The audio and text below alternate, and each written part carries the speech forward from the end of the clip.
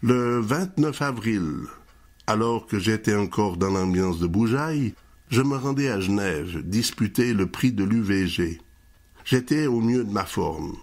Était-ce les kilomètres ou l'intensité des efforts du précédent camp d'entraînement? Mais pour la première fois, je demeurais dans la course. Après la première ascension de la côte de Choulais, je constatais que Gilbert éprouvait plus de difficultés que moi. « T'as pas l'air en forme, il y a quelque chose qui va pas? »« Oh non, j'ai pas digéré ce départ en bosse. »« Tiens, moi ça m'a pas trop dérangé pour une fois. Qui sait?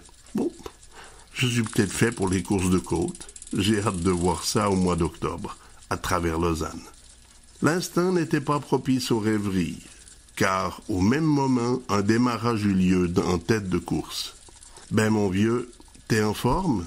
Prouve-le, et va faire la course en tête, c'est le moment. » À dire vrai, c'était plus facile à penser qu'à faire, car le peloton se mit à s'étirer de plus en plus pour finir par se scinder en deux.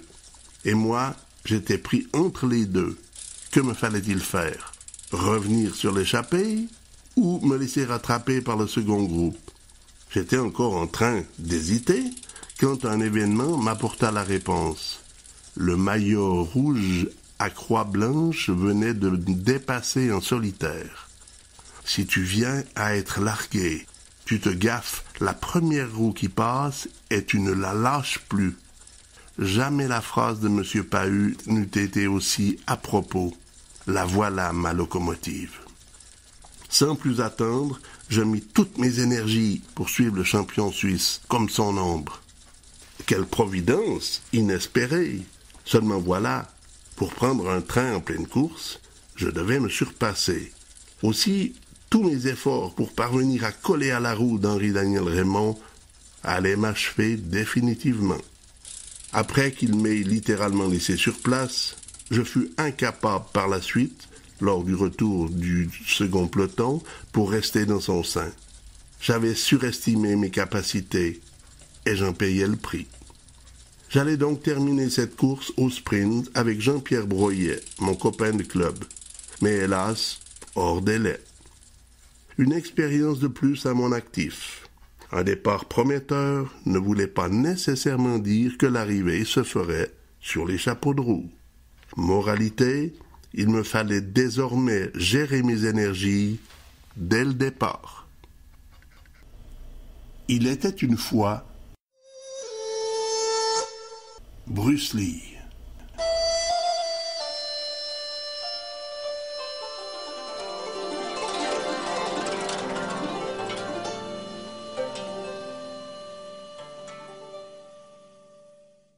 Mon sport, bien que je le pratiquais intensément, n'avait cependant aucune influence néfaste sur mon apprentissage. Je me rendais régulièrement à Lausanne, une fois par semaine, pour y suivre mon enseignement théorique. Si durant la vie mouvementée que j'allais vivre, j'ai souvent été victime d'accidents par la suite, il y en a pourtant un qui ne m'a laissé aucune séquelle, et pour cause. J'allais, sans le vouloir, handicaper provisoirement un copain de cours. Ce fait divers allait se produire entre deux questionnaires, le jour de nos examens intermédiaires.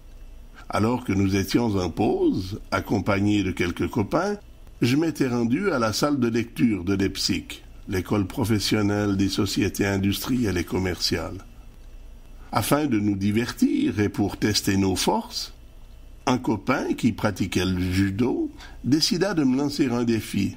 « Hey, Burdet, on a souvent parlé de nos sports et de la force qu'ils demandent. Si on testait ça au bras de fer? »« Ok, si tu veux. » Tu vas voir que même si tu pratiques un sport de contact, tu peux rien faire contre un cycliste. J'étais sûr de moi. Mon adversaire était de petite taille et sa morphologie me laissait croire que je n'aurais aucune difficulté à lui coller l'avant-bras sur la table. Je m'assoyais donc en face de lui, le coude droit appuyé sur la table et la main ouverte, prêt à relever ce défi. Nous engageâmes la lutte. D'entrée, comme prévu, je prenais l'avantage. Alors que ses chances étaient passablement compromises, il se ressaisit et renversa la situation à son avantage. Oh, méchante surprise! Mon adversaire venait de me mettre face à une réalité assez évidente. Il connaissait sa force, et son allure fluette cachait bien sa compétence en la matière. Mon revers de la main n'était plus qu'à 5 centimètres à peine de la table. Il allait gagner. Mais mon orgueil ne m'autorisait pas à m'avouer vaincu. Je vais avoir l'air de quoi si je me laisse battre par un plus petit que moi?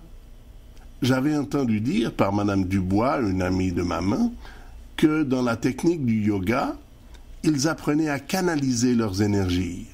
Par exemple, pour reposer leurs organismes, ils visualisaient chaque partie de leur corps à partir des extrémités, centimètre par centimètre, et cela jusqu'à leur cerveau.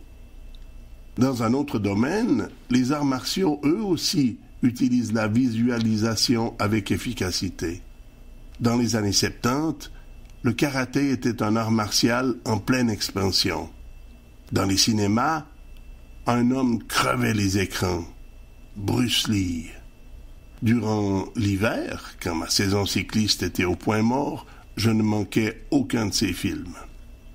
Et si j'essayais ça? Je me rappelle Bruce Lee dans La fureur de vaincre. Après avoir frappé son adversaire, il restait figé, avec son bras hyper tendu. Je suis persuadé que si je peux canaliser toute l'énergie de mon corps dans mon seul bras droit, je gagne ce bras de fer. Je commençais donc mon travail intérieur de visualisation. À partir des extrémités, j'allais chercher toutes les énergies contenues dans mes 2 jambes et mon bras gauche pour les concentrer dans mon unique bras droit. Lorsque ma concentration fut totale, il me sembla une fraction de seconde qu'un message express m'était donné. Maintenant. Alors que la victoire de mon adversaire semblait presque évidente, revirement total de situation. Aussi rapidement que j'aurais frappé pour écraser une mouche, je rabattais son avant-bras en lui faisant faire un 45 degrés pour finir par l'immobiliser sur la table. Ce résultat inattendu fut accompagné d'un bruit semblable à celui d'une branche sèche que l'on brise, ainsi qu'un cri de douleur de mon adversaire. Je n'avais encore pas eu le temps de réagir que ma victime se jeta en arrière, tombant sous les tables voisines, gémissant de douleur. Stupeur.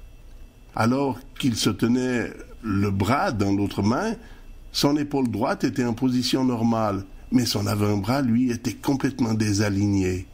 Je venais de me rendre à l'évidence. Je venais de lui briser toute l'articulation du coude. « Oh merde! Qu'est-ce que j'ai foutu ?» Je viens de lui casser le coude. Oh, ça, c'était pas voulu.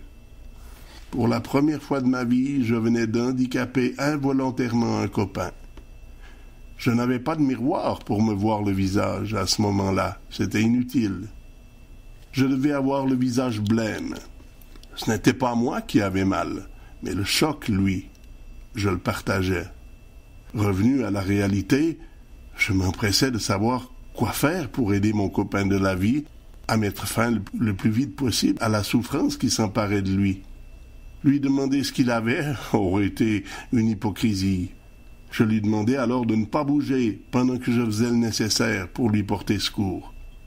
Ma première réaction fut de prévenir notre professeur et lui demander quoi faire pour apporter aux blessés les soins les plus urgents.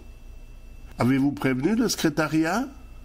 « Non, pas encore. On venait de terminer un examen avec vous. J'ai pensé qu'il fallait vous en faire part de la chose en premier, c'est normal. » « Et comment est-ce arrivé, au fait? » Si je lui dis la vérité, il va penser quoi? Et les assurances, elles vont nous faire des problèmes. Malgré mon état de panique, je demeurais réaliste et ne perdais pas le nord.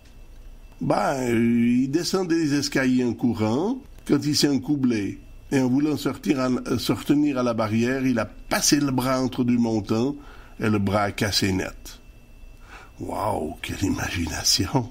Qui sait, j'aurais peut-être de l'avenir comme écrivain un jour. Alors, il faut maintenant aller au secrétariat, appeler un taxi et direction la permanence de l'Ouest en vitesse. De mon côté, je vais m'occuper du reste. Durant le temps que je me rendais au secrétariat, une chose me revint à l'esprit. Qu'est-ce que j'ai dit à Oulvet, le professeur? Qu'il était tombé dans les escaliers?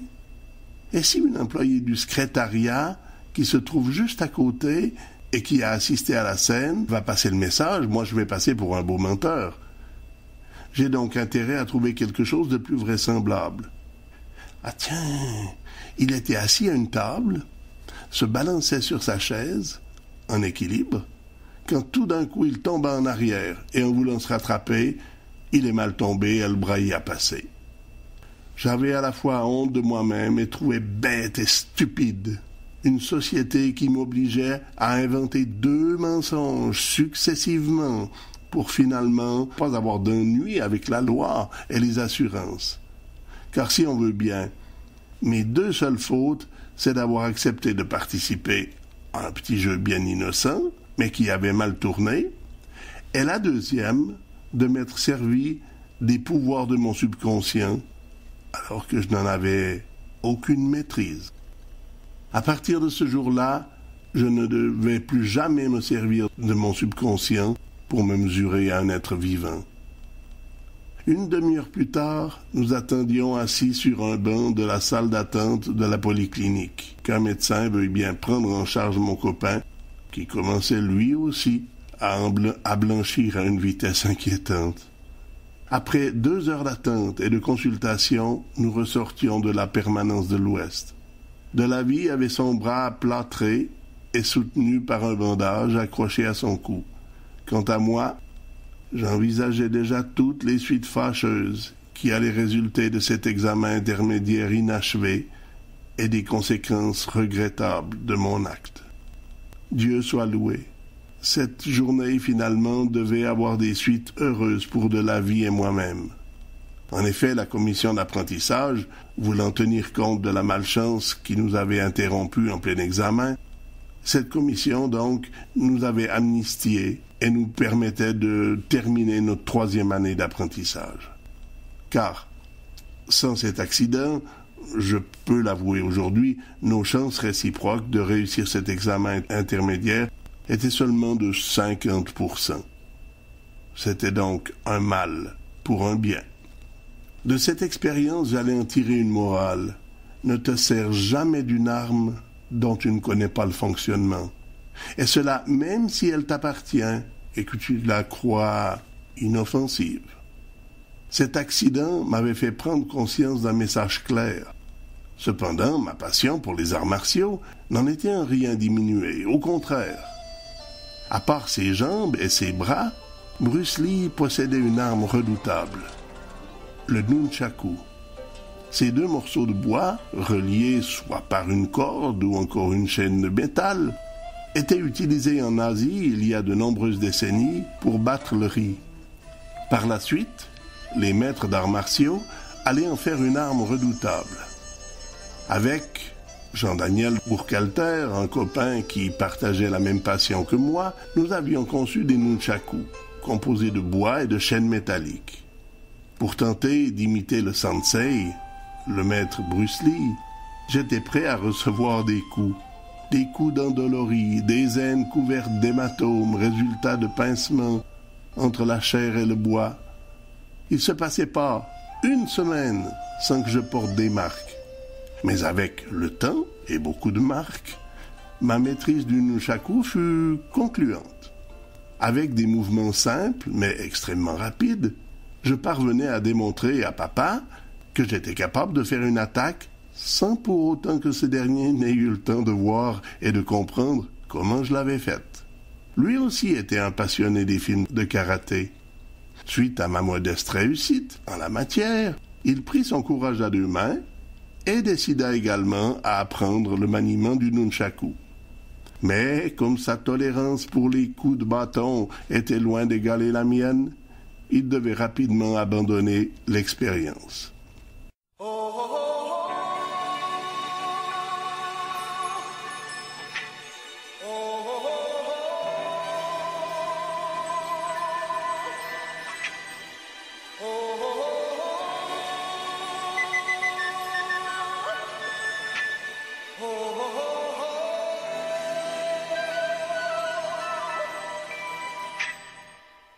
Everybody was kung fu fighting.